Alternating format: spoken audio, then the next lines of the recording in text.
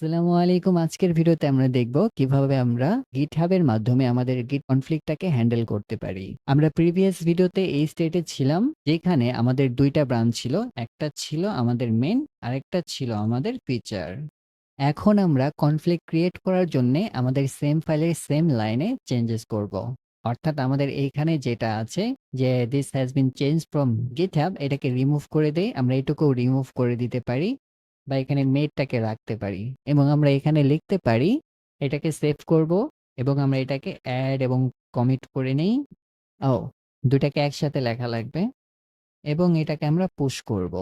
এখন যদি আমরা আমাদের GitHub এ চলে যাই এবং এটাকে রিফ্রেশ করি, তাহলে দেখতে পাবো লেখা আছে made from main two have conflict.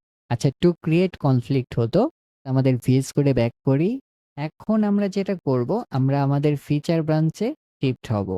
দেখতে পাচ্ছি আমাদের ফিচার ব্রাঞ্চে এখানে এই জিনিসটা ছিল। আমরা এটাকেও রিমুভ করে দেব। এখানে দিতে পারি may to have conflict from feature. এটাকে কন্ট্রোল এস দ্বারা সেভ করব। আগের মতোই আমরা এটাকে অ্যাড, কমিট এবং পুশ করব। এখন যদি আমরা আমাদের GitHub এ ব্যাক করি, আমরা আমাদের ফিচার ব্রাঞ্চে চলে যাই। এই লেখাটা খেয়াল করবেন, আমাদের মেইন ব্রাঞ্চে এখানে লেখা আছে made from main two have conflict. But আমরা যখন ফিচার ব্রাঞ্চে যাব, তখন আমরা দেখতে পাচ্ছি made to have conflict from feature. এখন আমরা আরেকটা পুল রিকোয়েস্ট ক্রিয়েট করব, যার মাধ্যমে আমরা আমাদের ফিচার ব্রাঞ্চের কমিটগুলো আমাদের মেইন ব্রাঞ্চে পুশ করব। এর জন্য আমরা পুল রিকোয়েস্টে ক্লিক করব, নিউ পুল রিকোয়েস্ট। আমরা চাচ্ছি যে আমাদের মেইন ব্রাঞ্চে কোডগুলো যাবে কোথা থেকে যাবে? আমাদের ফিচার ব্রাঞ্চ থেকে।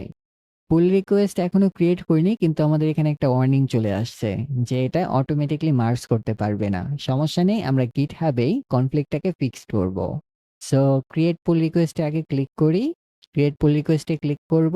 এরপর দেখতে পাচ্ছি যে আমাদের এখানে একটা ওয়ার্নিং চলে আসছে। এটাকে রিজলভ করার জন্য আমরা রিজলভ কনফ্লিক্ট এখানে ক্লিক করব।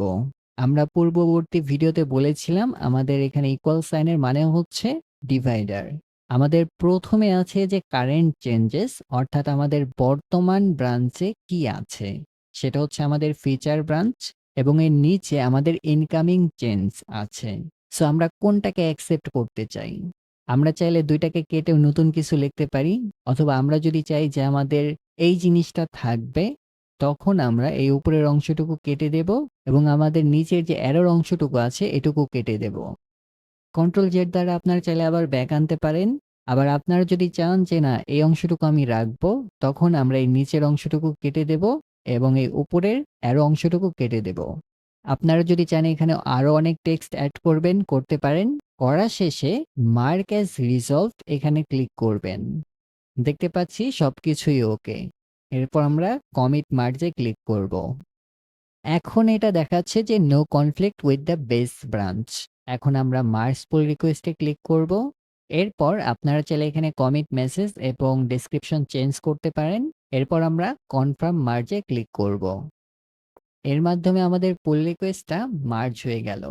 আমরা যদি পুল রিকোয়েস্টে ক্লিক করে আবার ক্লোজডে ক্লিক করি, দেখতে পাবো যে আমাদের আপডেটেড রিডমি এটা হচ্ছে আমাদের লেটেস্ট মার্জ এবং পূর্ববর্তী ভিডিওতে আমি অ্যাডেড ফিচারটাকে মার্জ করেছিলাম। তাহলে চলুন আমরা এখন আমাদের ভিএস কোডে ব্যাক করি এবং আমাদের লোকাল রেপোতে চেঞ্জেসগুলোকে নিয়ে আসি।